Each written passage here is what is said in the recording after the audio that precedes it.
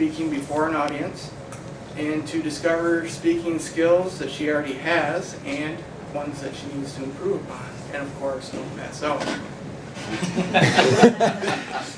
Which I don't think she'll have a problem with given her competition last week. So, her speech will be 4 to 6 minutes. We'll need the green light at 4, yellow light at 5, and red light at 5. Her speech today is titled A Musical Engineer, and as I mentioned, is her icebreaker speech. So, without further ado, please help me welcome Kristina Roe.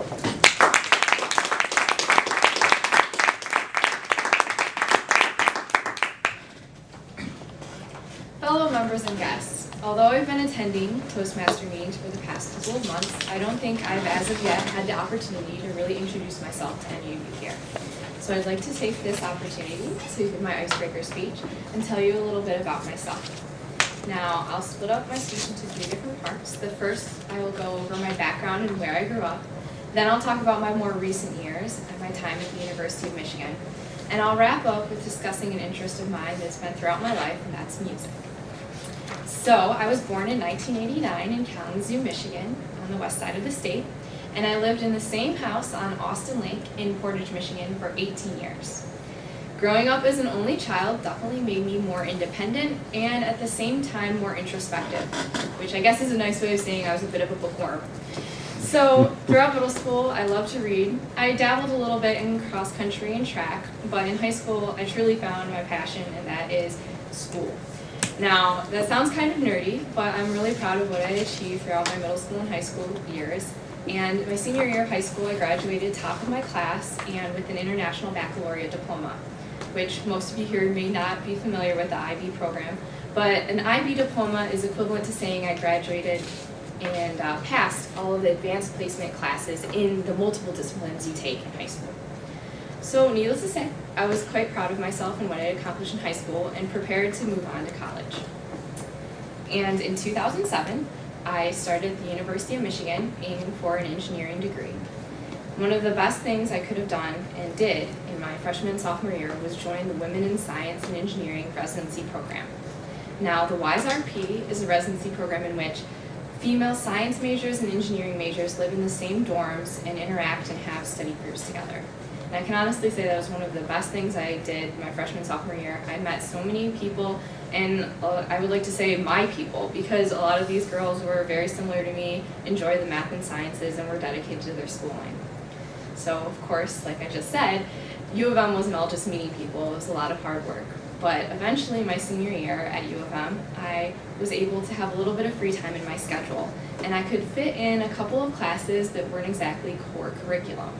So I was able to take, for example, one of the classes that weren't exactly required of me was the Teaching English as a Second Language in a Community Context class in the Literature and Arts College at U of M. And I really appreciated the fact that I could even take this class at U of M and that U of M even offered this class, because it was completely different from engineering. I was able to teach English to elementary age non-native speakers in the Ann Arbor area who were most often the sons and daughters of our grad students. This opportunity really allowed me to open my eyes and see the different situations people could be living in and just what kind of challenges you could come up with not being a native speaker in the country you're living in. So I graduated from U of M just this past April, and although I am, of course, very proud of my chemical engineering degree, there's one thing I haven't spoken about throughout this speech, and it's something I'm also proud of, and that is my passion and interest in music throughout my whole life. I started learning how to read music and playing the violin in 5th grade, and I continued on through 7th grade. So 3 short years was all it took for me to realize that the squeaky string instrument wasn't exactly my favorite sound.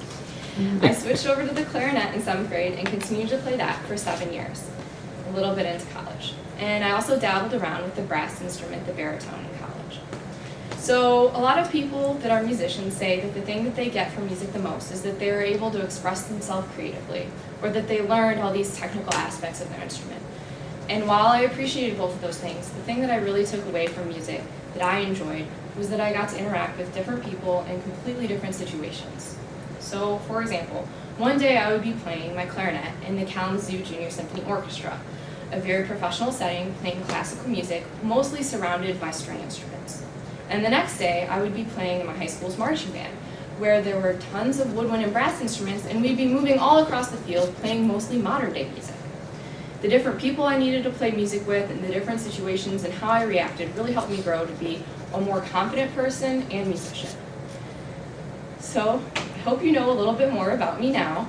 You know that I'm an only child from Kalamazoo, Michigan, that I graduated from the University of Michigan, and that I did play 3 instruments. I hope I can get to know all of you here at the Rising Stars Toastmasters just as well as you've gotten to know me now.